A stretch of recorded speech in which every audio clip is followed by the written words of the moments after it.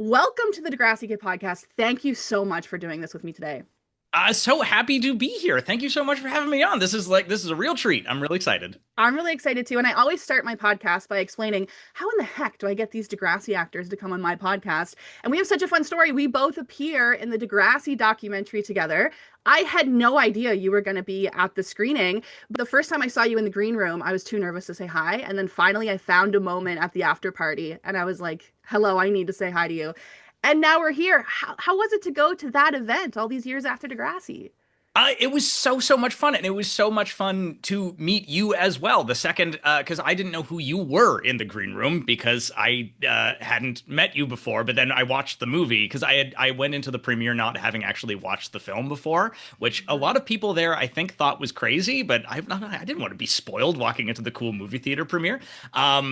Anyway, so once I actually watched the movie, I knew who you were because they cut to you regularly in that documentary, and your perspective is really, really interesting and valuable over the course of that doc. So once I then recognized who you were, I was like, oh yeah, I need to go talk to that podcaster person who is in the movie. I also have a podcast. This will be a fun thing to talk about. And I'm so excited to pick your brain later because your podcast is about the bare naked ladies. So we got to talk about it. Was about the bare And naked is ladies. we've started a season 3. We've changed topics, but we'll get into that. Ooh, we'll get into that. I love that. It's nice to have a fellow podcaster on the pod. I want to jump right in because I have so Yeah, many questions that I please. myself have wanted to ask you over several years. And I had so many, like more questions sent in by fans than ever before in the history. So narrowing all these down to the top questions was huge. So we're going to dive right in. Oh man, sweet. Let's go. Let's hit it. Let's get into it. Very first question is, when it comes to Degrassi, there was a long history before you, Kids of Degrassi Street, Junior High, and of course the first 2 seasons of The Next Generation. How familiar were you with the world of Degrassi? Did you watch it before you got on the show? Not at all. I had not watched a single episode. I did not know anything about it other than one of the main characters had a hat. Like that's all. That is all the pop culture I knew about it before going in. The stuff that I did know about it was that at that time, because Next Gen had been on for 2 years, like everybody of that high school age in Toronto knew somebody that was on Degrassi. Like the city is like it's like a big world class city, but it's small enough that like again, there's only so many high school kids, so it's like, oh yeah, my buddy so and so is on Degrassi. So I knew Jake Epstein. I went to high school with him, and I was in the same grade as his sister Gabby Epstein, who's also an actor. Oh, incredible. I also went to high school with John Breger, who played Paige's brother, whose character's name I can't remember. Dylan Michaelchuk. Dylan, that was it. Yeah. So I went to high school with both of them, so I knew Degrassi mostly as, oh, that's where my two actual high school friends go work. So that's cool. That's incredible. Did you get to see them when you were on set at all? I did. I did. Oh, I didn't get to see Breger at all, but I did get to see Jake, even though we did not actually share any scenes together except for the iconic Jimmy moment. But it was the first TV gig I ever booked. So going into it, knowing that there were some people that had been professional actors, at least for a couple of years that I knew outside of work was a nice kind of security blanket going into set, like being nervous, like, cause I was like, oh, I have some friends here. It'll be fine. Like, I'm not gonna screw it up. They'll be there to look out for me. oh, So that's so yeah, sweet. I yeah, love having that real life high school connection to now going to the Degrassi world. That feels good for yeah, fans to know that kind of yeah, lore. yeah. Yeah. And I'm curious about your audition for Rick. How did the audition come up for Rick initially for you? So I got the audition for Degrassi the same way that I'm under the impression everybody gets TV auditions, which is I had an agent and they got me the audition Incredible. off screen. So I'd only been auditioning for maybe 2 or 3 months because I had just got my professional acting agent the summer between high school and university. I was 18 years old. That would be the summer of 2003. And I'd not been intending to start acting professionally that summer, but it just things lined up that someone knew an agent, and I was like, oh yeah, absolutely send them my resume. And then they signed me, and I started auditioning, and I immediately got Degrassi, which was really, really cool. Um, That's insane. yeah. So that's how I got that audition. Yeah, it was Oh just my a regular God. thing. I just got an email, and I thought, yeah, man, yeah. Sounds cool. That show that my high school friends are on. I'll just go Yeah, down that exactly. It too. was like, oh, what a great first job that would be. And then I got it. So, I love that. And what did you know about Rick going into your audition? not a whole lot. They were very, very cagey. about the details. Unlike most film and TV auditions, I did not actually get any lines from the show. It was a monologue that they wrote specifically for the audition for that Okay. character, which I wish I still had a copy of because that would be a really cool piece of like lore to hang on to. There wasn't much in the character breakdown other than he's a nerdy theater kid, but reading the monologue because their writers were so good, my immediate instinct reading the monologue was like, there's something else going on with this guy. There's something like there was something sinister happening in the subtext of the lines of that monologue. And my instinct as an 18-year-old actor was I immediately said like, how would the Emperor from Star Wars say these Oh lines? my God. So so I so I prepared it at home that way, then took away the accent and stripped it back so it wouldn't be ridiculous, but still walked in being like, this is just a normal guy talking about a date, but I want there to be this level underneath of there's something sinister that he's thinking about Oh my in the God. background. Yeah, and somehow I Okay. got there by trying to channel Ian McDiarmid from Return of the Jedi. That is incredible. This is what I love about having guests on the podcast Yeah. is like these are stories I've never heard before. How incredible to know that you channeled Star Wars in that. I've told a lot of Degrassi stories over the years. I think that's a first. I think that's one I've Oh, kept to myself for 20 years. the So, exclusive. I got the exclusive. yeah. I'm curious, at what point in your process did you learn that he was going to be an abusive boyfriend? This like the second we started shooting, like the second we got the scripts, like oh no, not even the second, like the second I got the job.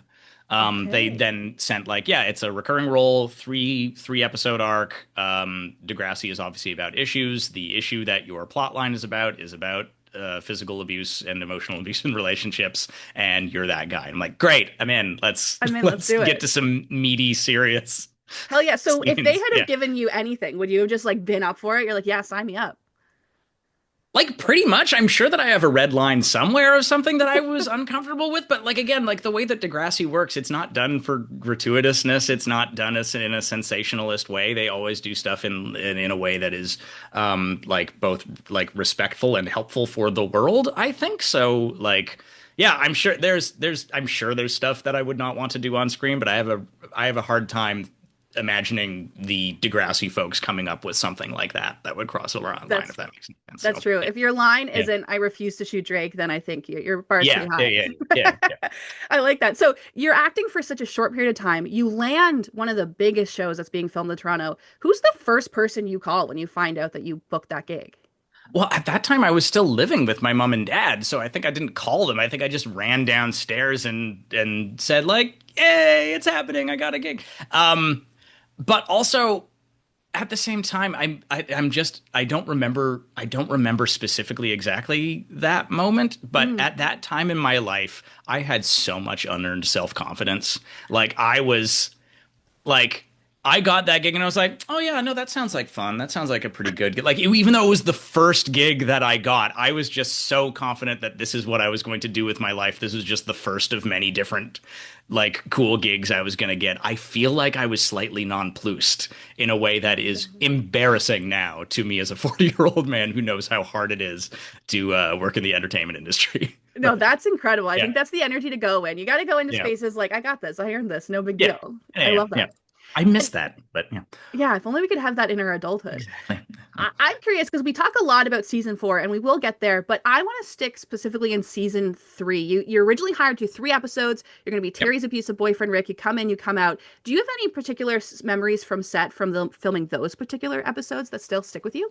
I remember like my first day on a TV set, which Oh was my really God. really cool. But yeah, my main memory of the very first day that I was on a TV set was for some reason thinking that I had to pretend that I had done this before. So it took all the PAs and like it took like I remember specifically talking about I think it was one of the it was I think it was the third AD whoever was working that day discussing partway through like it coming up partway through the day that I had never done a day of work on a TV show before, Oh and my God. to my credit they were amazed because I'd been really successfully faking it until I make it the entire day. Like I didn't I didn't know what a mark was because like they put little pieces of tape on the ground when you do blocking so that you know where to stand so that you're standing where the camera can see you. Yeah. And I just figured that out without asking anybody. And again, it's super simple. It's just a piece of tape. You stand on the piece of tape. But the third AD was amazed. They're like, "You didn't ask what a mark is?" I'm like, "No, it's kind of obvious. It's just a piece of tape." They said, "Stand there, stand there." Yeah. So that's my main memory from my first day. Oh on my a, God. Good for you for yeah. pulling it off. But also probably with one of the few sets where you can probably get away with having no experience because like almost everyone has no experience when they That is the start. thing. I also do have memories. That is also a very distinct memory of me also just interacting with all my fellow cast members and me going like, "Oh yeah, we are all still children." Yeah, we're Like babies. This is this is a all bit weird. This is a bit odd, and especially because I was 18 playing 15 or 16, like mm, and so many of the other kids were legit 14 or 15 playing 14 or 15, and there's a big gap in like where you are in your life between like 15 years old and 18 years old.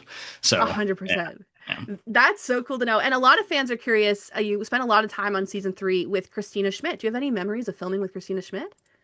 Um, I remember her being really, really quiet. I Mm. remember her being really, really focused and really, really quiet. Weirdly enough, I don't think I ended up chatting a lot with her like off screen because she really kind of just kept to herself. Um, Interesting. yeah, when push come to shove and things came down for us to film some of those more intense scenes, she was a fantastic scene partner. I remember it was really, really fun doing the stunt work in the forest. Oh, this isn't a memory from that time, but I just remember that because that was kind of her vibe at the time was that she was just like a bit more quiet and reserved and like wasn't and wasn't as interactive off screen. I just remember that when I finally did like a let me follow all my former co-stars on Instagram spree and followed Christina, I was like, what the? She's an influencer now? Like, Yeah, holy she's a like model. It's it's crazy. insane. Yeah, but her like yeah, I was like this is totally not the vibe I remember from when we were teenagers and like way to go. Good for her. That is incredible. We particularly Nuts. love it Yeah. as Degrassi fans because in the show, she's a model. Like she gets hired on to Yeah. become a model and then Yeah. she becomes one in real life. Now she's this huge influencer. So we Yeah. love it. But I've interviewed her and I would have never expected that she was such like a quiet, more reserved kid when she Hmm. was younger. That's so Yeah. cool. Hmm. Uh, Also, I'm really curious to ask you this because I've had a couple abusive boyfriend characters come on my podcast, and each of them have shared their experience of working with professionals. They get paired with someone to really understand their character's behavior. Did you have anything like that for season 3 or 4? Oh, I hope this is okay. I did not. I Oh, absolutely did interesting. not. Or if I did, it was such a cursory like if I did, I imagine it would have been like a 20 or 25 minute like little seminar thing. Um Mm, and it was not super intense to the point where I have now forgotten whether that would have happened or not. Like if someone like if suddenly like I met up with Linda and she was like, "Oh no, we had somebody they talked to you for like 45 minutes." I'd be like, "Oh, okay, cool, I believe you." But I do not remember. I honest to God do not remember there being any of that kind of research or prep being provided to me on set. Surely the writers were doing their own. mm. No, at that period of my career when I was just starting off, I was really going on instinct. And also in like oftentimes not necessarily inhabiting the character in the scene, but kind of watching the scene on TV in my brain Interesting. and saying like, yeah, this is a character on TV. I know what works when I'm watching TV. Watch the scene as if it would play out on TV in your head, and if it sounds fake, do it differently. That is so this is what I love Yeah. is hearing those like behind the scene processes because Yeah. I don't think I could become an actor. So hearing like how do you channel that's so cool Yeah. to imagine you're just Yeah. watching yourself And on sorry, TV. and the main reason I bring that up is just because like you'd think that the research would be brought in to like bring it more reality and gravitas. Like and Yeah. so even though I wanted to be real, I was still viewing it kind of in a through a lens of like, but this is TV though. Yeah. So Wow. yeah. Okay. I love that. Yeah. Before we move on to season 4, I have one more Mhm. question. We want to Yeah. hear about the rock scene. You're familiar with the infamous rock Ha! scene with Terry. Yes. Do you have any memories from filming that scene, particularly that day? Oh man, the gifts won't let me forget. But one of the first of many gifts. No, not a lot, other than I think that was one of the final scenes that we shot. Like I Okay. think that was pretty much the end of my storyline, and I think it was like, yeah, the second to last or last shot scene I shot as Rick. And at that point, I thought, yeah, that's it. Like, where else do you take this story? This was a cool gig, but like, yeah, that's it. That's it for me. Run out Wow. of town on a rail. So, I love um, that. and I do think that that forest clearing, I think the only other interesting piece of trivia I might be able to say, I think that little forest clearing was just like maybe like 20 feet from behind the dot. Like it was in Okay. that little, it was like right, it was right off the side of that little like fake city street that Yeah. they had uh in the kind of Oh. Degrassi village. So yeah, yeah. That's very cool to know because later on they spend a lot of time in the forest. They developed the ravine where all the bad kids hang out, and Right. I know that that's whenever you go down through the dot and you get to that last little fence there, Yeah. that's where it is. So I always Yeah. wondered, are those the same Yeah. locations? And they It are. might be. I think Yeah. so. All the bad boys hanging out in the ravine just like in real life. I love it. And then so you wrap Degrassi, you think, great, I just had this gig, it's done now, moving on. And then you get a call to come back for season 4. Can you walk us through how you were brought back again? So I remember getting a message from my agent saying I've got a booking for you, and me immediately thinking, "Oh, I really hope it's that movie I just auditioned for last week." Oh my Or God. that other thing. And again, I hate saying this, but there was a part of like when he said like, "Yeah, it's Degrassi. I want to bring you back from our episodes." My initial reaction was like, "Really?" Oh my God. But it's because again, I was a young actor. I was so overflowing with like again unearned self-confidence. I was just like, no, Hmm. I want the next thing. I want the next thing. I don't want to do that. I've already done that thing. I want to do the next thing. I want to do the next thing. Yeah. And I was just disappointed I hadn't booked any of these things I had auditioned for recently. But then once I was kind of brought in and they explained the arc that they had for me, that's when I was like, oh no, this is great. This is going to be good. This is going to be yeah, because before they kind of brought me back in and explained that they were bringing me back to do the school shooting storyline, yeah, my honest reaction was like, what else are they going to do with Rick? That's There's true. That's nothing, valid. What there's, would he there's do? nowhere else for his storyline to go. What do you mean? And they said, we're going to go this way. And I said, that makes sense. I'm in. This is great. That makes sense. I can totally see that point of view because Yeah. if that was it for Rick, I also would struggle to think where do they go next. I would probably also never have thought, oh, he's logically going to bring a gun to school and he's going to kill, like shoot one of the main characters. It did not occur to me until Linda started explaining the storyline to me in her office, which was the first time I heard about the storyline because they were so down about being secretive. Like I didn't get any emails or anything. They said they want to bring you back. We're gonna have we're gonna have an initial meeting with Linda at her office. She's gonna tell you all the deal, and then she did, and yeah, I was in, That is all in, all the incredible. way. Yeah, I'm so glad you went to that meeting and came back yeah. because could have changed the landscape of Degrassi forever. And we understand why Rick was chosen. He had this abusive boyfriend storyline. We get the progression there. But what do you think it was about you that made them want to bring you back? Because you're also a brand new actor. Degrassi was your first gig. What do you think they saw in you? Um, I think. I think again, going back to something we mentioned a few minutes ago, I was slightly older Mm. than some of the other actors that were on the series. So so there's two halves of it. There's Rick the character and where Rick was going into that storyline, and then there's where I was as an actor going into that job. So where Rick was is that you have a really interesting in to the school shooter storyline because they wanted to do a storyline coming out of bullying, but in a really interesting way, Rick is bullied for good reason almost Mm. Hmm. because the bullying starts for him out of righteous anger. They're like, "How dare you do that to Terry?" So they think what they're doing is right, even though it's wrong. Which makes a more complex and morally gray storyline. So it's a really interesting in to Yeah. that storyline. So that's that on the writing side. And then on the actor side, they already had me attached. And from working with me for those 3 episodes, like, God, it sounds like I hate tooting my own horn, but That's what this like, question is I for, is to think do. I think I did a pretty darn good job with that for those Yeah. 3 episodes. I think that they knew that as new as I was, that I had the chops to pull it off as an actor. And not only did I have the acting chops to pull it off, but that I was maybe a little bit more a little older and a little bit more mature and might be able to deal with that storyline in a more mature and nuanced way. Yeah. So yeah. Well, I think you should be proud to toot because the fact of you went from Thank you. not acting like at all to booking this huge gig and then being like, Yeah. oh yeah, that's the guy who can pull off this storyline. Because I Yeah. know Degrassi waits for the right moment to tell these stories, but it also has to be the right actor and the right person. So I'm proud of you that they saw Thank that in you. you from your first Yeah. three things you ever filmed, 3 episodes. Yeah.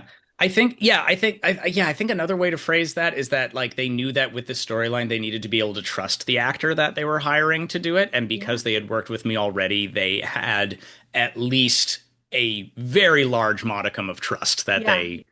they felt comfortable putting that trust in me at that point, having seen my work the previous season, I which like I it. am forever grateful for. I like it. They're like, that guy can hit a mark. We'll get him Yeah. back. Yeah, there we go. He knows what the lines on the floor are. Exactly. I'm curious because in an interview you had said before that you found a commonality with Rick. You're both theater dorks in high school. You're still a theater dork writing plays today. Correct. Yeah. Then you use that commonality to figure out how to play those more complicated parts of him later on. How did finding that connection with Rick help you play those darker sides? Okay, so it's a little bit more complicated than that, Mm. really. So it's because that's kind of just speaking about questions I've answered about Degrassi a million times. So a question I get often get answered is like, how do you play a character that is as so dark as Rick? Yeah. And like that the thing about us both being like theater nerds in high school is that like it's a lot easier to start imagining the parts of yourself that the character isn't like Mm. if you figure out kind of what you have in common to start off with, even if it's something not that's not really important to those other more imaginary, darker, or more different than you characteristics. Yeah. So like I'm looking at Rick saying like this guy is very, very different from me because again, I would like to think I'm a very nice person. Rick is not a very nice person. So where do I find commonality with him so that when he starts doing those things that I wouldn't do, I can maybe see where he's coming from? How do I put myself in his shoes so that I can be him on camera? And where I start is saying, what do we have in common? And the thing we had in common was that we were both into theater extracurriculars as teenagers. I love that. Okay, that makes a So, lot of sense. And it's also yeah. cool for Degrassi fans, like I said with the Christina Schmidt thing, how she was a model on the show and then became a Mhm. model in real life. The fact that you grew up to become a playwright, I think is very cool to still have that Thank you. commonality. Yeah, Yeah. I think it's Yeah. sick. That was one of the weird things watching the doc. And I was like, man, there was so much overlap with certain actors' personal lives and their storylines. Yeah. And Like, you're like, I would holy never be moly. like Rick. Yeah. Whew. We both like Yeah. plays. Yeah. I like that. Another thing I learned is that you stayed in costume for a lot of time, stand still. And I want to know, how does that impact your performance? And then also, why did you decide not to take a break and take your paint and feathers off? So part of that is that I couldn't decide to do that. Like, had I had the choice, I probably would have. But like for continuity, and for like, it's not just like taking a shirt off for the paint and feathers specifically. Like you need to reapply it. And, like the first time it was dumped on me, obviously that took 2 seconds. But then after that scene wrapped, like wardrobe and makeup were just surrounding me with cameras taking like pictures from 360 degrees so that they could match it for later. Oh, that makes Um, sense. and then, oh no, I think I might be making this up. I think the process was they then cleaned most of it off of me because Rick then goes home and opened like the end of the episode where he opens the gun. So he's cleaned himself up a little bit at that point. Yeah, That was when they took the 360-degree photos of me because that's what I'm gonna look like for the rest of the series. that makes sense. So every time they apply that, they have to make sure it matches, and it takes a long time. It's not just dumping it on my head. It's like people coming at you with paintbrushes and like going at you for 45 minutes. So once it's on for the shoot day, it is on. It is stuck there. But it was so uncomfortable. It was a real aid to my process as an actor because it really you hear the phrase like you have to sit in your feelings. Like Mhm. it really helped me to sit there and stay in Rick's shoes and sit in my feelings because I was covered in this uncomfortable paint and stuff Oh my all day. God. So yeah. Interesting. Okay, I can definitely see how that would Yeah. influence your performance of just being like physically Mhm. trapped in this world of Rick. Yeah, it's like it kind of feels like they haven't called cut. Oh, because I'm still covered in the stuff that is my shame. So I kind of had to still sit in the shame and the anger I while love it was that. on. So yeah, That's cool. yeah, This is so cool to hear. I'm like yeah, still in my starstruck mode of like I'm just watching. yeah, I'm like, I can't believe you're on my computer telling me these stories. Like this is so freaking yeah, cool. yeah, I'm also interested from a mental health perspective because yeah, there's a big difference today between mental health and helping actors and stuff. So we have an idea of how you got into Rick's mindset, but yeah, after a day of like spending all day in this paint and feathers, handling a gun on set, the vibe is so different. yeah. How do you pull yourself out of something like that? Taking a shower and getting all of that stuff off of me. Like I really psychologically kind of like loaded all of my feelings into that into that costume. Yeah. And Rick's glasses, even just playing, like I wear glasses in real life, but Rick's glasses are quite distinctive. They almost felt like a mask I was putting on whenever I was like, even in season 3 when I wore the like, it was like up. Put them on. Oh, there's Rick.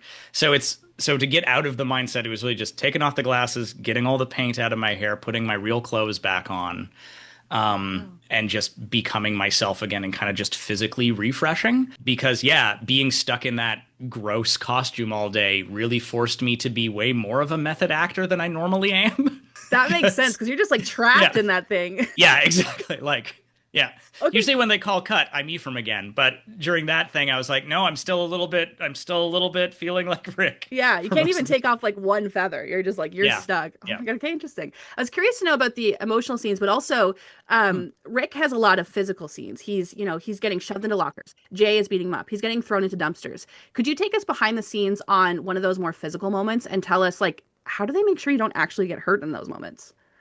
So they have stunt coordinators on set. So they have people that are like in charge that like plan everything out and choreograph everything and rehearse everything ahead of time. There was a bunch of times for Rick's more physical stuff that I would have had like protective padding and stuff, which on the day I do distinctly remember feeling was not necessary for the very light physical stuff that I was doing. Like there was, Interesting.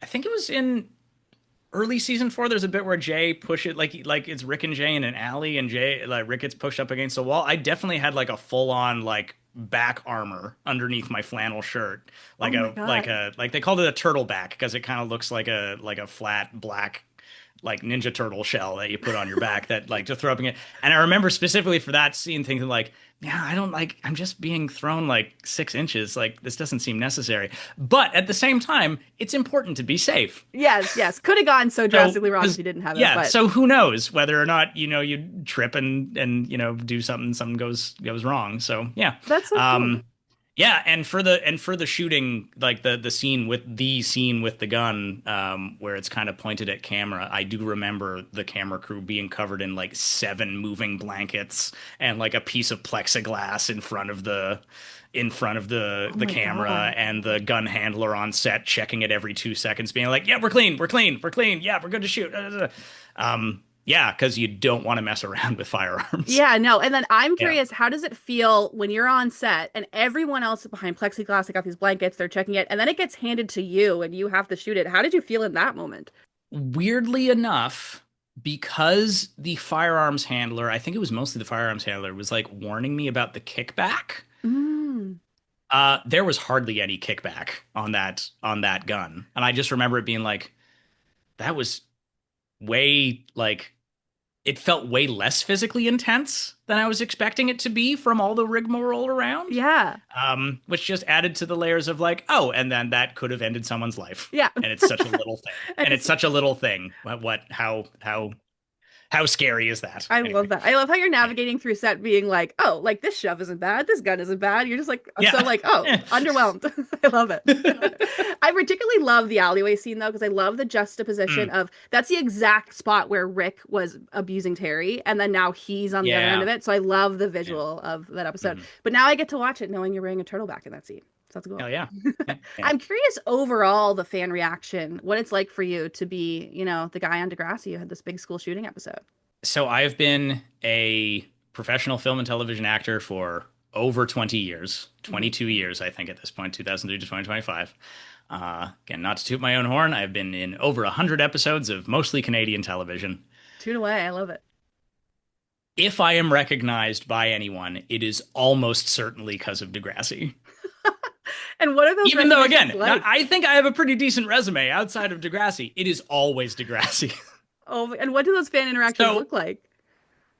no, just like people just out in the world in Toronto, like once or twice a month, being like, "Oh, hey, you look familiar. Do I know you from somewhere?" And in my head, I'm like, "Yeah, no, I know exactly where it is. You can just ask me. It'll be fine." And then it often takes a couple sentences to be like, "Were you on Degrassi?" We're like, "Yes, I was on Degrassi." Oh my God! And then they but it's always cool because again, it was something I did 20 years ago, and how many actors can say that they were involved with something that has that kind of legacy? That's true. Like there are arguably gigs that I've had that have been like more impactful like on my life like time wise or financially Hmm. and things, and yet Degrassi is Degrassi is still up there, I like love that. yeah. And I'm curious if there's a noticeable moment in your life where you can clock that you went from the guy who shot Jimmy on Degrassi to the guy who shot Drake on Degrassi. When I read that question ahead of time, that's such an interesting question that I don't think I have that much of an interesting answer for because I'm not sure it was a real gradient. It was like kind of slowly over time, but also like in the era where it was before Drake was kind of Drake's rise kind of coincided with social media.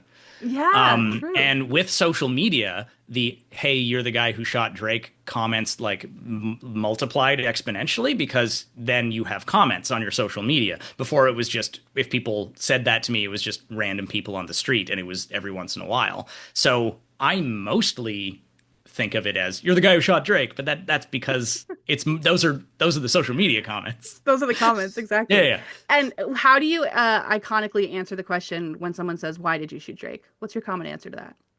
My regular bit when I ask is it was in the script. It was That's in the my script. favorite. That's my It was favorite in the answer script. ever. I didn't do it on purpose. I didn't choose to do this.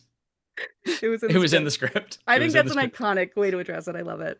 Well, it's because I love the question, like, because it's the two comments which always kill me. And I'm like, and I get it because people just want to like interact with the person from the TV show they like. Yeah. But it's always, why did you shoot Drake? I'm like, I'm not making that choice. Again, literally, it was in the script. Yeah. And then the other thing is just people who just state you shot Jimmy. I'm like, yeah, I know. I was there. I was there. Like I'm trying like I'm always always a bit confused about like what they want the response to be to just Yeah. stating you shot Jimmy. I'm like, yeah, I know I did. I Not the first person to tell me. yeah, Don't worry. yeah, I exactly. love that. Transitioning into so Degrassi was one of your first role. You have season 3, you have in season 4. I'm curious, did you watch your episodes like with your family or friends when they came out? Any stories from that? Um So, weird. I didn't watch any of the arguably more famous episodes in a group. Like I didn't watch Time Stand Still or anything like that in a big group, but I do remember when Don't Dream It's Over was airing on CTV at whatever time it was on a Wednesday night. I was in first year university and living in a residence at the U of T Mississauga campus, and I invited my entire like residence floor that we had like social get-togethers with to come and watch my episode on my tiny little CRT TV screen that was in my residence because it was my first gig. I was so excited. That's Um, so sweet. and now that I think of it, I probably don't really hang out with any of those people anymore, like because they're just like random acquaintances from my dorm. Oh my But yeah, I God. absolutely got together with people to do that. How did that The feel for next you? Yeah, it was really cool. And again, it felt like this is just the beginning of what I want my life to be. That is Um so yeah. wholesome. Yeah. And then like it wasn't for Degrassi, but like right after Time Stand Still wrapped, I went on to do a TV show called Falcon Beach for 2 years. Hmm. That was kind of like the Canadian version of the OC. It was good. I liked it a lot. Anyway, but like when that pilot aired, I had like all my friends over to my house. My mom made like a buffet dinner. Like so like those are kind of the two times I remember like getting together with people to watch a thing that I've That is had on so TV. Yeah, sweet. I so love yeah. hearing those things Yeah. about That's Yeah. so sweet. I love that. Mhm. I'm also curious because a lot of the time Stand Still is defined as like the episode that changed Degrassi forever. Mhm. But in your point of view, you film the episodes and then you leave. Are you familiar with the kind of impact that people are talking about that this episode had? Only secondhand. Like I am Oh, familiar with. I'm again. I hope this is okay, fans of Degrassi. I have not watched a lot of the show after my exit it's or okay. No one before I ever came in. does. It's I know okay. it's not. I know. Well, it's just because there are series that I've watched like all 10 seasons of 5 times. So it's like it's just funny that the iconic one that I've watched is not one of those that I have. Because there's certainly other TV shows that I have. But no, certainly again through social media comments and through meeting fans on the street and just hearing like I do hear the discourse about the show and Yeah. I'm always amazed at how much of an impact that it continued to have. And sometimes I forget because it was such a big like the episodes were so cool in the moment for me, but again, as you said, then I'm gone. Just to be reminded sometimes that like, oh man, that informed Drake's storyline for like a season and a half after Yeah. that. Yeah. That's Well, he stays really on until like, season 7 and yeah, he's in a wheelchair the whole time. Then he yeah, goes yeah, through all that stuff. yeah, yeah. That's so interesting. I also think the big thing about this episode is it's one of the first times that the kids go through like a collective trauma, whereas Mm. everything else is usually like you and your best friend or you and your enemy. And this was the first time like every student was affected. And sorry, I'm just like this is just right off the dome, but this is also like 2003, 2004. This is kind of like the beginning of the heyday of serialized storytelling. This is like one of the first. This is like that period of like golden age of television. The Sopranos is on. Breaking Bad is like a year away. Yeah. Like TV shows are starting to drop the like episodic nature of thing and doing continuing storylines. And this is made, and like Degrassi was famous for doing like each episode is like a microcosm of an issue. And this is an Yeah. ongoing issue, but that's kind of following the trend that TV was following at that time, having Yeah. something that's more drawn out. Yeah. Neat. It's Oh, cool. incredible. And I Yeah. and that's I think a huge part because it's the first time, I mean, characters who have never interacted before are still experiencing grief from the same thing. And I wanted to just kind of also recap some of the things that do happen to give we always love to see the actors react to stuff that happened afterward.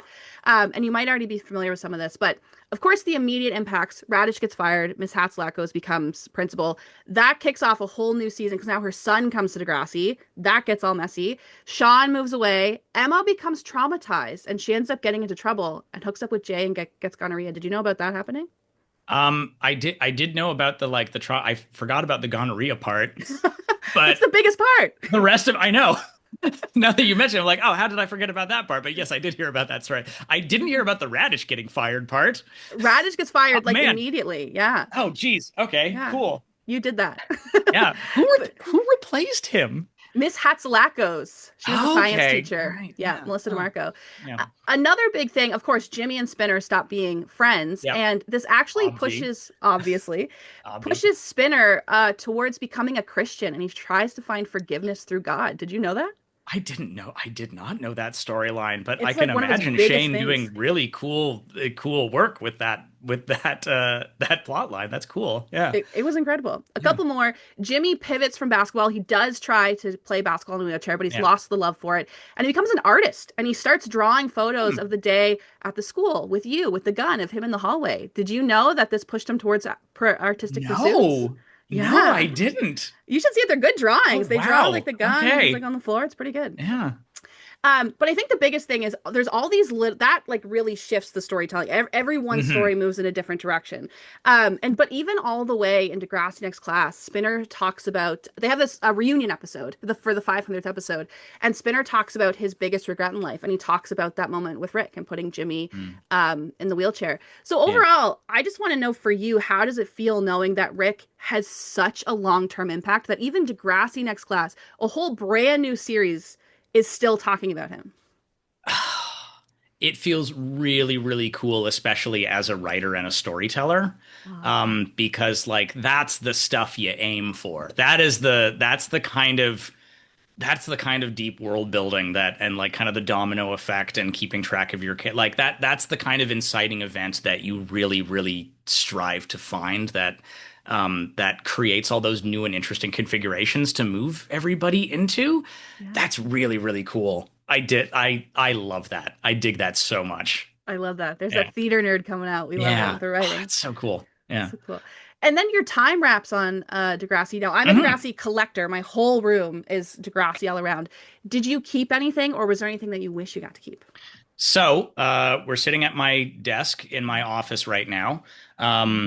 So turning my camera down here, I have a couple like personal tchotchke memento things, but I have one professional tchotchke on my desk. I'm gonna pull it into frame. I don't know if you do video stuff or so we Yes. got this right here. Oh my God. I've heard you talk about it, but I've Yeah. never seen it. Will you tell Yeah. us what So this is?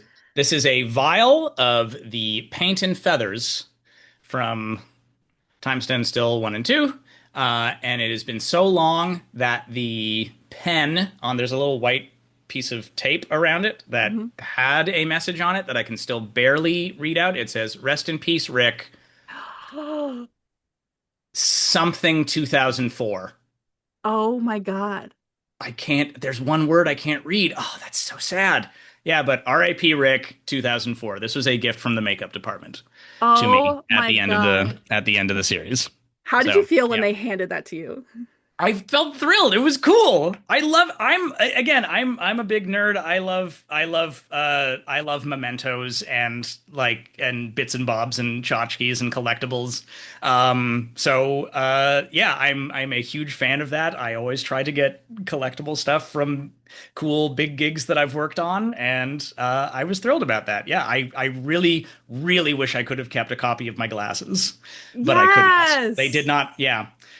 What made They're you want to keep the glasses? because again, every time I put them on, it was like, ah, there he is. Ah, Like from an act, like that is from an so actress. cute. Again, it was like my mask. I put them on, and suddenly there's the guy. Oh my God. And why So didn't they let you keep yeah, them? because they said they might need them later, You're and I dead. guaranteed that they didn't. I You're know that's what dead. I said. That's what I said, but I wasn't gonna argue with them. So That's fair. yeah. Well, that does segue me into the next part because after you left Degrassi, they started doing these mini webisodes online. And Oh 4 yeah, years after Rick's passing, they do need the glasses back because Holly J finds yeah. them in her locker. I want to hear. Oh yeah, and then all the kids start getting possessed by Rick Murray in this mini. So if you guys haven't But seen it, here, okay, sorry. Nerd go ahead. question for Mhm. someone who is a nerd, but who's not necessarily always a Degrassi nerd. Yeah. Is this canon? No, the minisodes are not canon. Okay, They're like cool. Okay, fun good. little back when like the Okay. web was like new and you could upload Yeah, video yeah, yeah. to it. It was like New let's do media, skits. etc. Okay, cool, I mean, cool. I would love for it to be Yeah, canon though. But yeah, good. everybody gets possessed by Rick because they touched these glasses. I want to know how did it happen that you were going to come back to Degrassi to do this? Um, so they got fairly deep. Like they didn't ask me like they didn't like say like, "Are you okay with we if we do this, we're gonna do this." They were clearly just gonna do the episode and just assumed I would say like I would like they don't need my approval. Like Yes. they just assumed I would say yes because they just called me and said like, "Hey, do you want to come back?" And to this day, I am still pissed off about how the scheduling for that went down because I am not physically in the episode. If Yeah. that is, So yeah, did you just it is record a a body voiceover? double. It is a body double playing me with me doing a voiceover because luckily that summer I was working. I was in Ottawa shooting 24 episodes of a YTV sitcom called Family Biz, and I was unavailable. But they can't do the episode without Rick. So on my weekend, I went into a recording studio in Ottawa and did all the voiceover. And to this day, I am pissed off that somehow they couldn't push production by 3 months and shoot Yeah. it in the fall and actually have me there. Like, and when I say pissed off, I don't mean like that it is their fault. They should have done that. I mean just that life conspired to make that impossible. Yeah, of course. Because I Oh, would have loved to have physically been there, but I was unavailable. But they somehow still managed to make it work. So, oh. yeah, Well, it would have been so cool if you could have been there. Plus, I mean, yeah, it's about you. You think they would make it yeah, whenever you're available, but it is a very, very cool thing. And yeah. I love it because I think it again is a testament to Rick's legacy that now that was filmed during season 8 of TNG. Paige, Right. Emma, and Toby, they're all like graduated and gone. There's all these characters that never even met Rick, and they're still like touching your glasses and getting possessed by you and playing Hmm. you in the show. So Yeah. I thought that was very cool. That episode, I was so skeptical reading it because Time Stand Still is so serious and grounded. Yeah. Um, and this is not, because it's a ghost possessing people and like a crazy Halloween episode. So I was like, reading it, I was like, oh, is this like being respectful of like the realistic legacy of the character? Is this like turning Yeah. it into a joke or something? But then you watch that moment at the end of the episode where Shane asks for forgiveness, and there's Yeah. like that moment is so touching and meaningful. I'm sorry, Rick. I'm so sorry for picking on you. I can't take back the way I treated you, but I can tell you that I've changed. What happened to you should never have happened, and I'll have to live with that for the rest of my life. If I could take back what I did, I know. I'm sorry too. For Jimmy. I loved that webisode because it kind of felt like a very special episode of Buffy the Vampire Slayer a bit. Oh, it Like does. it You're kind so of right. had like a Degrassi crosses over into the Hellmouth vibe, and I loved that because that Hell is yeah. yeah. So yeah. We love it. And fans love that stuff too, because it's so a lot of their other minisodes are so like silly. Like a lot of them are like, what if Paige was Liberty and Liberty was Paige and they have the actors switch spots, which is so fun. But then you go into this like Halloween one and you're expecting it to kind of be spooky, and then it has like it's like, oh, like we get that moment between Rick and Yeah. Spinner that we never thought we'd get. So I'm a Yeah. fan of it. Mm-hmm. And then it still doesn't end for you. 10 years after that moment, Drake releases a music video for I'm Upset, and it's a high school yeah. reunion at Degrassi. I know you've answered a million times, like how you got into it and all that stuff, but I'm curious, the moment when you find out that you are becoming Rick Murray again for this, what was that like for you? Oh, it was nerve-wracking. Tell me about It it. was nerve-wracking. Because okay. Oh, so to be perfectly honest, Mhm. I went in there like the day of the shoot, I got a haircut. I went in there wanting to look as little like Rick as possible. I wanted to show up in this music video with being like, some kind of like 10 years later glow up. Cause also I had been told by my agent and all these things, like we weren't playing our characters. That we were like playing ourselves or like that, like it was a nebulous kind of like music video world thing. Yeah. Because if they had told me ahead of time I was playing Rick, I would have had to think a lot differently about it. So when I showed up on set and Karina Evans, the director, says like, so we're gonna put you in this wig, I was like, I need to say no. I can't. Like my instinct was to say, again, going back to that feeling that I had with Curse of Degrassi, like, no, those episodes are so serious and meaningful and iconic. I don't want to turn it into a joke. Yeah. I can't do that. This is a bad idea. I hate it. I hate it. I hate it. But Karina talked to me for like 5-10 minutes and they described it to me. And I talked to some of the other cast members and they're like, I think you're thinking about this too hard, man. I think it's going to be funny. And I was like, okay, fine. So they convinced me to do it. And thank God they did, because it's so good. It's the best part of the music funny. video. My instincts were wrong. That shot with me being chased is so hysterical and so good. I can't believe I didn't think I can't believe I was going to say no and say I wasn't going to do it. Oh, It was but so good. I was so love good. it about you how protective you are of Rick's storyline. Like I love how connected you are to be like it should be what it is. I think it is a nostalgic factor. If that music video came out like that episode aired and then that music video came out that week, I think that would be in poor taste. But now we're all just so nostalgic for our childhoods that we like want to. We love seeing you embrace Rick and we like I'll run through the Grassy hallway with Drake's homies. So we love it. That shot of me running forward, I have a still frame of that. That's like my Discord profile pic. I love that. Also, I dig it. I love it. Anyway, I love it. I also love this relationship that you have with your hair. Do you actively try to stay away? Is like there a certain length where you're like, that's Rick mode? So Rick was the longest my hair has ever been. But like that is entirely just because I was still a teenager and didn't quite know how to take care of myself yet. And I just let it go. Like I wasn't trying to cultivate a look. It was just, I just didn't go get a haircut for a year. I love it. And specifically in between seasons 3 and 4, when I heard season 4 was coming back, I said, oh man, like again, being a cheap teenager who was in first year. He was like, oh, they'll give me a haircut on set. I don't need to go get a haircut. So like they told me I was going back for the gig in like March or April, and then I didn't get a haircut for 6 months because we were shooting in the summer. And I was like, oh great, they're gonna give me a fresh haircut. And they're like, oh no, this works for Rick. And then I was like, really? Oh, no. And that's how season 4 Rick got stuck with excessively long hair compared to season 3. Oh my God. And now it just follows you around forever. Now you got to put extensions in your hair every time you show up somewhere. I love that. When you and I were at the doc together, we talked about how Degrassi did all their best celebrity cameos after you left. And you missed Kevin Smith and Jason Mewes, but they were in the I'm Upset music video. So did you finally get your moment to meet them? I did. And I will treasure my like one moment with Kevin Smith for the rest of my life because it was so weird and bizarre and fun. What was it? Oh my God. So I talked to him one-on-one for I can tell you exactly what I said. It was maybe 20 seconds. Oh my God. So I get to set and I'm overwhelmed with nostalgia because it's on the original set. They shot it on the original thing at Vic Park and Eglinton. Yeah. So and the PAs lead me up to the old dressing rooms. So I'm put into one of the old dressing rooms and I'm just overwhelmed with nostalgia sitting here going like, oh, this is so weird. This is going to be so cool to hang out with everybody in 20 minutes.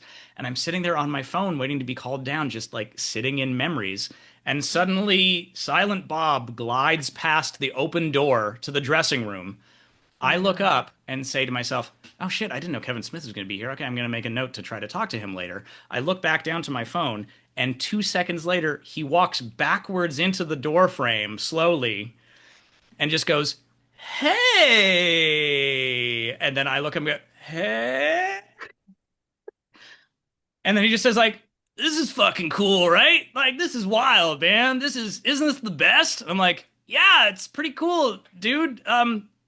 Ephraim Ellis, nice to meet you. He's like, yeah, I know who you are. Nice to see you down there. And then, my God, leaves again. That is incredible. And that's your memory forever with Kevin Smith. Yeah, but him just gliding backwards into the door, going, hey, like, hey, hello. Okay, that's iconic. It was great. I'm so glad you got that moment. That's how I felt seeing you at the doc. I was like, oh my God, I got to make like a point to see him. And then it was just like, hey, not a hey, but a hey. It was nice. Yeah. I also remember, because I let you know a fun fact, you are a huge Bare Naked Ladies fan. You have this podcast. And Ed Robertson also made a cameo on Degrassi. How did you feel to learn that? I mean, what you mean? How did I feel to learn that like 3 weeks ago at that Degrassi premiere when you told me that trivia? I thought it was really, really cool, and I thought that makes a lot of sense, and I kind of want to seek out those episodes and see what they did with him. You got to. I think they're so cool. And what I love about sometimes when Degrassi does cameos, it's a big deal. It's like, this is Kevin Smith, but when it comes to Ed, it's like, if you don't know who Ed Robertson is, you don't know that this huge cameo is happening. But for the audience, in season 8 and 9, there's 2 episodes where he plays a music teacher, and it's named Mr. Fowler. So next time you see a music teacher named Mr. Fowler, just know that is one of Ephraim's favorite people in the world. One of the 2 lead singers of my 5th favorite band. I love that. Which is weird because I have a podcast about my 5th favorite band. I was gonna say, I want to hear a little bit about your podcast. Will you tell us what made you want to start a podcast about the Bare Naked Ladies? Okay, so how can I tell this quickly so it doesn't become boring and stays interesting? So it's the year 2020. Everything's locked down. I used to be in a sketch comedy troupe called The Rocket Scientists with 3 other guys. One of them, a really nice, one of my best friends named Chris Small, had recently moved to Australia only to be locked down in COVID with his new wife.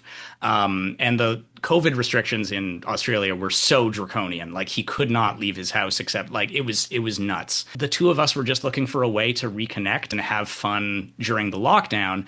So we did what so many white men in their 30s did. We started a podcast. And one of my favorite podcasts is You Talking You Two to Me, by Scott Aukerman and Adam Scott, which is a fan podcast about the band U2, run by 2 comedians. So Chris and I went through our favorite bands, and 5 down, our overlap in our 5 favorite bands was the Bare Naked Ladies. So we were like, yeah, let's do a thing similar to that. We'll talk about a record every episode, and we'll talk about where we were in our lives and go through it track by track and do reviews, but also just tell jokes. Yeah, so it was just an excuse for two buddies to hang out and talk about music during That is COVID. so cool. And yeah, and we're still doing it to this day, on and off, because we're both quite busy. But the BNL ran out of steam about 2 seasons in because we ran out of records to talk about.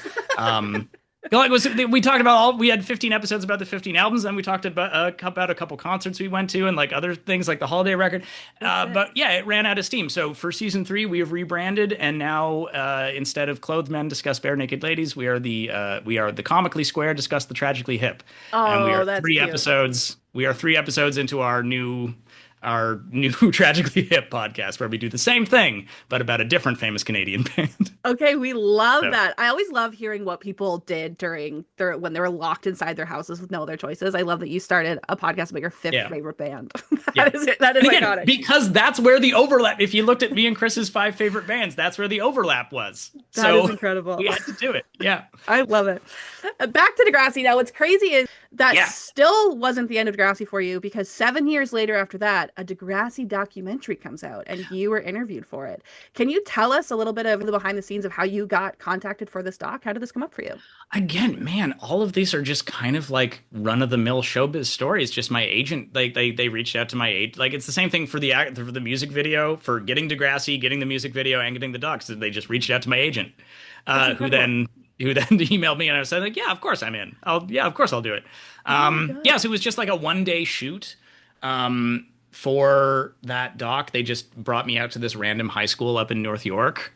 And I sat down and I talked to them for like maybe an hour, and then like legit 20 seconds of my interview was in the doc. No, but it's iconic. Because they It's an had, iconic they had moment of- so much stuff to cover. So Yeah, they had a lot. I'm always interested to hear how long people sat for, because my interview was 8 hours. And so I thought Holy everyone's was 8 hours. And everyone's like, I did an hour, I did 2. I was like, mine was 8. Yeah. They had me like singing stuff and like doing, but I loved it because I can talk about the history of, like, I can walk you through where Linda Schuyler was when she was 7 years old, all the way up to like today, what's going on with Degrassi. and So buddy, Cool. like that is sometimes, I think that's arguably sometimes more important for those stories than us weirdos who are actually part of it. that's so nice. Because you have the knowledge and the background and the passion for those stories to try and kind of guide people through it. And watching that doc, you are 100% like the POV character. Like, again, I was watching it as someone who was involved in the production, but like someone who's seeking out to watch that because they're a fan of Degrassi, you're like the POV character for the person watching the show, because that's because the person watching the show is a fan and you're a fan. That's so nice. It's a really important through line for the show. Yeah. Thank you. That means a lot to me, coming from you, the person who's on my favorite TV show, and someone who's still like a world builder and a writer. That's such a huge compliment. Yeah. Oh, my heart. It's Okay. true. Anyway. Okay, I could talk about me forever, but we'll keep talking about you. The after party. The after party was my favorite part. There was people like Oh, it was so much fun. There. Yeah. Shane Kipple's there. You're also meeting so many more Degrassi cast members joined after you left the show. What was it like to reunite with everyone and then also meet all these new people? It was really, really cool.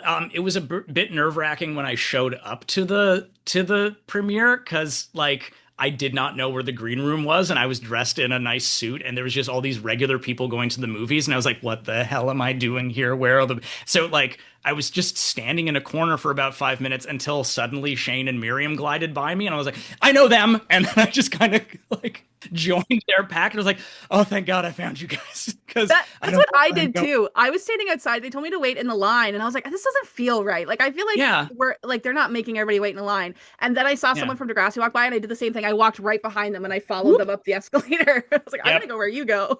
Totally a thing. But the after party was really, really cool. I was a bit like, I mean, I think it makes sense that not everybody from TNG was there, because like the people that were featured in the doc were there. I was a bit sad that that I didn't see Epstein there, because I haven't seen him in a while. Something that was cool that since there weren't a lot of the TNG folks there, is that I wasn't just standing there reminiscing with my old coworkers. I ended up actually chatting a lot with a bunch of the new class kids who I had never met before and had never heard anything about their show, and all I had learned about them was from the doc I had just watched. So It's incredible. And it was really neat talking to the to both some of the new class kids and also to the original series, just seeing that, oh, there's like 3 different generations of actors going through this universe. Yeah. And like these are a bunch of actors in their early 30s, and they're where I was 10 years ago with this show. Like I never thought I would feel like Pat or Stefan. Like, and then I Oh, was talking to the next class people feeling a bit like, oh, this is must be how like Pat and Stefan and Amanda felt with us idiots that is such a in sweet way to look at 2003 it. on set. So, That is yeah. cute. And for the Degrassi fans listening, like imagine being me. There was a point where I was sitting with the characters who played Adam, Lola, Marisol, and Rick, which is like as many of the generations you can get. And I was like, what the fuck is my life right now? Like I took a moment back. I have like a picture of you guys all just like chatting on my phone, being like, how is this real right now? It was so, so cool. So I love hearing you guys meet each other. Yeah. Seems like if Degrassi calls you, you're gonna be there for them. Oh, 100%. What is it that Yeah. makes you want to keep showing up for Degrassi when it needs you? Well, I mean, on a really, really basic level, because they gave me my start. And it's not like I owe them anything, but I owe them something, if that makes any sense. Sweet. Like, yeah, and it was the first gig that I ever did. And it's really obvious talking to not just you, but just random people that I meet on the street that still remember it and watch it, that it is important to so many people. And there are so many shows and movies that are as important to me as Degrassi is to you and all these other people. And I love being a part of that for other people. So I would jump at the chance to continue to add to that legacy. Unfortunately, he did. So I don't know how. Oh my God. I don't think that call's coming anytime soon. Clearly, you But never know. You you clearly, never know. there's so many. Who knows what's Yeah, going to happen if they ever do a yeah. reboot? Um, yeah, good twin brother, Yeah. just secret out of nowhere. Yeah, I I think can that would see it. be yeah, I yeah, can see it. yeah, I like new it. drama teacher, Mister Mister Mister I Nick would Murray. love it. That'd You know what? be I'm great. going to call them. I'm going to call them and put this out of the works. Yes, exactly. Well, you made it through all your questions about Degrassi. Now I want to talk about Ephraim today. You are a playwriter. You wrote I am. your romantic comedy called On the Air and an adventure comedy called Bigfoot. I'm kind of curious, like, what makes you excited about being a playwright? What's your goals with being a playwriter? I've been trying to be a writer for as long as I have been an actor. And it took me until 2019, 2020 for that kind of to take off professionally in the same way that my acting career has. So there was a lot of struggle of writing screenplays and TV shows and plays and things just on my laptop and not knowing who to send them to, or if I did send them to someone, not getting much traction. And then suddenly out of nowhere, a theater company called the Lighthouse Festival Theater in Port Dover, Ontario, who I had worked with before, took a chance on this new play I wrote On the Air. And ever since then, I'm knocking on wood, the ball has been rolling about my shows being produced. So I'm forever grateful for them. Speaking of people that got me my start, I love uh, it. shout out to them. Yeah, and I've just always wanted to be a writer and an actor because I love movies, I love TV shows, I love theater, I love stories, and acting and writing lets me tell those stories. Like I've never had any interest in being a director because they just say where the camera is. Like everybody thinks that they have control, but really, again, from my perspective, no, it's the writers and the actors that really have the most control over the story, and that's yeah.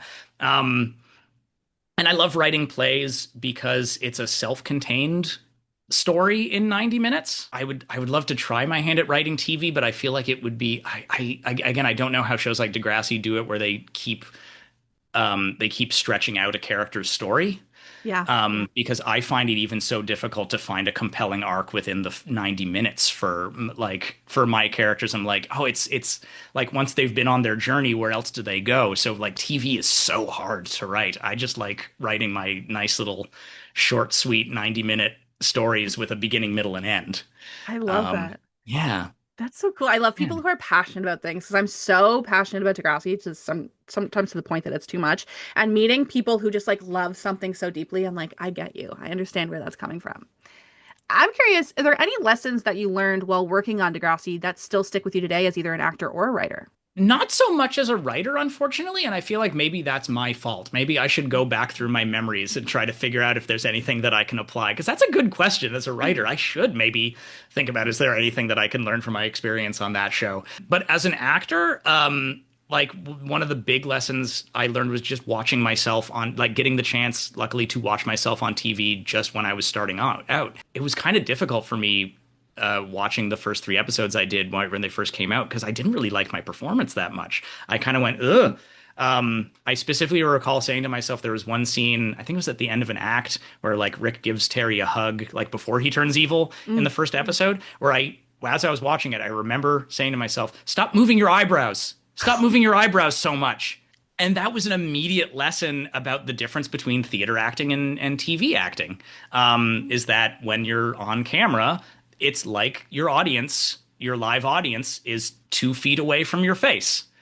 So everything has to be smaller. Everything has to be more subtle. And so, yeah, Degrassi kind of put me through the ringer, and gave me like a real crash course in acting for film and television, which I was immediately able to take all those skills that I learned doing those first 3 episodes and apply them to Falcon Beach and to Zix and to Degrassi season 4 and to all those other movies and TV shows that I've done since. Yeah. Oh, that's cool. I love hearing the process so much. As we start to wrap up, I want to ask, is there anything you want to say to Degrassi fans who still feel so deeply affected by Rick's storyline, even all these years later? It's 2 things I've said earlier. I think it's really, really cool to have been involved in something that is still emotionally affecting people 2 decades later. And also, guys, I'm so sorry it was in the script. I don't... That is perfect. I don't know what else to tell you, man. I would have... I love it. That is my favorite answer that you have for anything. I would have made different choices if it was... Had I the option, I would have made different choices, but he couldn't. It was in the script. I love it so much. Ephraim, you survived the Degrassi Kid podcast. Thank you so much for doing this.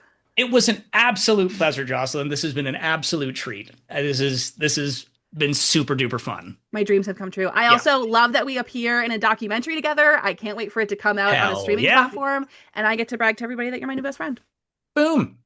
Awesome. Each other out. Okay, I will let you be free. See you, man. Thank you so much. Ciao. Have a great day. You too. Bye. Ciao, you too. Thank you so much to Ephraim Ellis for coming on the Degrassi Kid podcast. If you want even more Ephraim content, you can head on over to Patreon to find a bonus video where I ask him even more fan questions, like what did he do to prepare for Time Stand Still? What does he think about the fact that Alex Nunes didn't face any consequences for the school shooting? And what does he think Rick's storyline would look like if he had survived and stayed at Degrassi? All of that is now on patreon.com/DegrassiKid. But for now, we have to say a thank you to our Patreon subscribers who make this podcast possible. First, we're welcoming some brand new Patreon subscribers. Those are Amy Rose and Kim, who recently won a Degrassi Kid giveaway contest. Congratulations and welcome to the Patreon. Also to Lex, Superfly Kai 91, Victoria J, Shani, Lexi S, Rommel Joe, Drubsy, Lindsay, and Rogan. Thank you so much for signing up for the very first time. I hope you love your time here, particularly Victoria, who's sponsoring some future content. Thank you so much. Also, a shout out to our constant supporters, our regular Patreon subscribers. Those are Jolene, Rachel, Degrassi CSI, Amber, Catherine, Shannon, Emily, Taylor, Christopher, Angelica, Laura, Sarah, Mundo Man 333, Timmy, Dave, Brittany, Joey, Stephanie, Becca, Gina, Racine, Megan, Mina, Kristen, Lizzie, Sam, Casey, Bridget, Katrina, Nikki, Tawny, Legna, Nadia, Adam, Blue, B, Sia, Natalie, Max, Mac, Lauren, Tom, Julia, Jill, Degrassi, Bumblebee, Jenny, Brittany, double Brittany, Randy, Lindsay, Darcy, Abby, Alyssa, Kennedy, Kate, Emma, Jill, Chrissy, Mix, Lucy, Glenn, Lizzie Games, Samantha, Kylia, Ashley, Sunita, Emily, Mike, Jamie, Sarah, Tierney, Lulu, Jeanette, David, Kate, Amber, Kylie, Paige, Anastasia, Olivia, Trevor, and Sinner. Thank you so much for making the Degrassi Kid podcast possible. I love you so much. And we'll see you next time in a brand new episode. Bye.